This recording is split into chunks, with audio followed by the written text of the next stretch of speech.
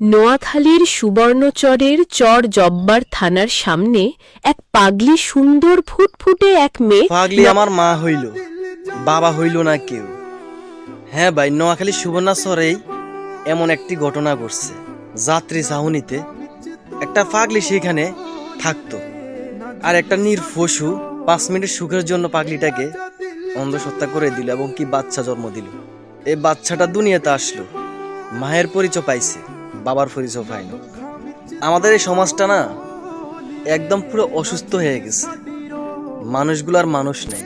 তা না হলে একটা ছেলে কিভাবে পারে একটা পাগলিকে অন্ধহত্যা করে দিতে এবং কি ওই পাগলি তার বাচ্চা জন্ম দিতে? এটা কি ভাবা যায়? মানে মানুষ এতটাই নিচে নেমে গেছি আমরা, যে এটা ইচ্ছা হচ্ছে সেটাই করতেছি আমরা এই বাংলাদেশের মধ্যে। কোনটা ন্যায়, কোনটা অন্যায়, কোনটা ভালো হবে, কোনটা খারাপ হবে, কিছুই ভাবতেছি না। এই বাচ্চাটার কি হবে? আসলে যে কেমন চলিয়ে আইছে এটা আমরা হারে হারে টের পাচ্ছি। আল্লাহ আমাদের সবাইকে হেদায়েত দান করুক।